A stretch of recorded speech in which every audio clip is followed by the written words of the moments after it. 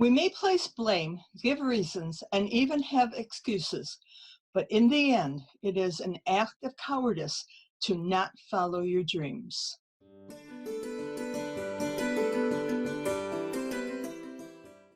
Hi, I'm Linda Watson-Call. Welcome to this episode of Dragonfly Soup. Last week, I left you with a message of thinking about your goals and the steps you need to achieve them. I know it's been a rough year. We all thought 2020 was going to be a visionary year. Now, I'd like to make fun of how it has been anything but visionary, but I can't. You see, in some ways, it has been and is continuing to be visionary. Why? Because for so many people, it sparked their imagination. We were shut down, quarantined, locked down, whatever you choose to describe it, and were almost forced to become inventive so we could survive. For years, we've talked about thinking outside the box, but how many of us have actually done it? Not many. Mostly because when we do something, we want to blaze a new trail and get all the recognition possible. Not so this spring. Let's look at the school system. One day I'm teaching in the classroom, and the next morning I get a message that my next assignment has been canceled. The district website states that school has been canceled for at least 2 weeks. It was a fun 2 weeks, felt like vacation, and then reality set in. Schools were not reopening, and teachers, parents, and students had to quickly adapt to new ways of teaching and learning. Most teachers never did an online class before.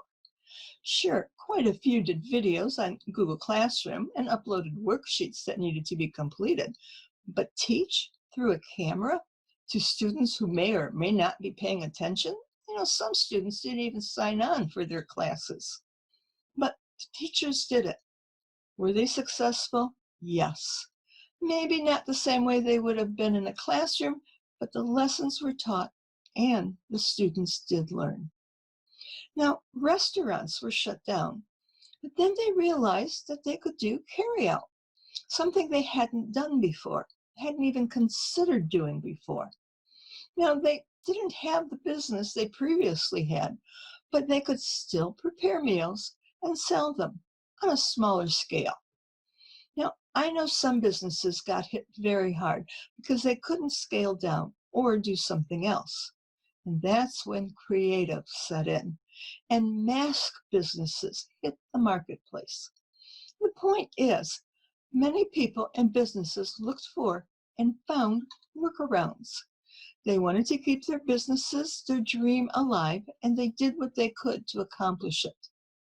Steve Marabali, a motivational speaker and author, said, "We may place blame, give reasons, and even have excuses, but in the end, it is an act of cowardice not to follow your dreams."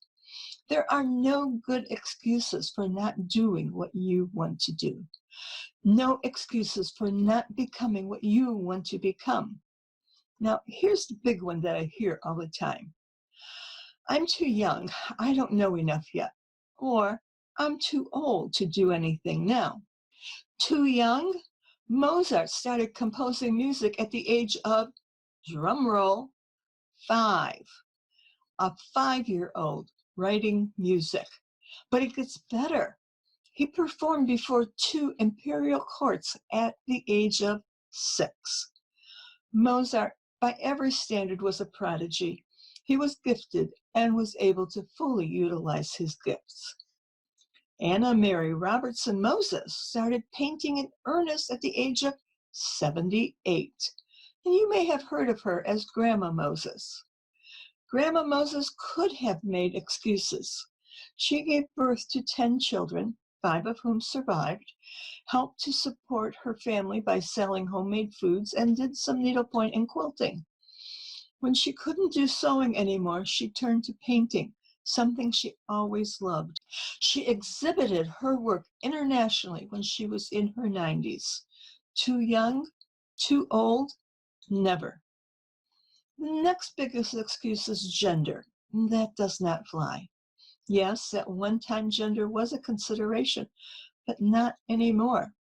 Heck, when I was in my early 20s, the company I worked for had a weight limit of 20 pounds for women. I operated a teletype and had to ask a male coworker to get me more paper whenever I ran out. That was absurd. Today, I move 50-pound bags of horse and chicken feed on my farm. Women today can work as environmental consultants, animation specialists, web designers, any and all technology-related positions, and more. The military was probably the last barrier for women, and in 2015, the U.S. Navy SEALs allowed women who passed a rigorous training program to serve in the force. Combat roles were opened up to women in 2016. And though I know there are some ordained Catholic priests who are women, I doubt if we'll ever have a female pope.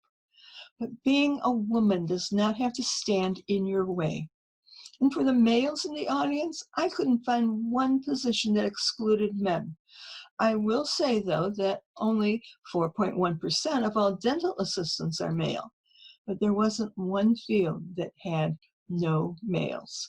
So gender is not an excuse for not achieving your goals.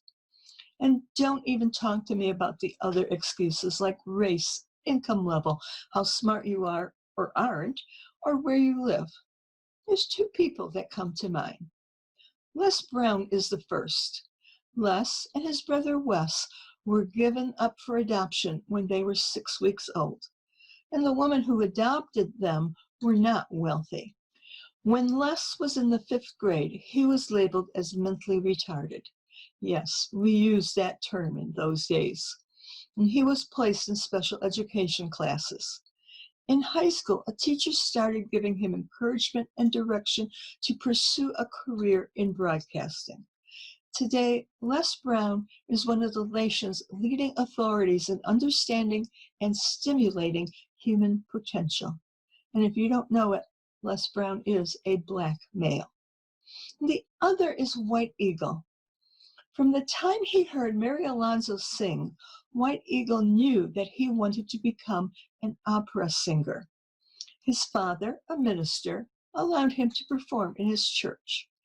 Through work and determination, White Eagle realized his dream and became the first Native American to sing leading roles in both opera and American musical theater. He also sang at the inaugural gala for President George Bush in 1989. 2 years after he made his debut at New York's prestigious Carnegie Hall, he died of AIDS. So you see, there are no excuses. Let me know, either in an email or a message, your next steps to living the life that you know is yours. And while you're at it, be sure to click like for this episode and share it with a friend. You might also want to check out our gift shop, where you can purchase items like Dragonfly Soup t-shirts, hoodies, or other gifts. The link is below. Or you can show support for this program by clicking this link. Any contribution to help continue this series is greatly appreciated. And I'll see you next week, right here on Dragonfly Soup. Here's to our transformation and our best year ever.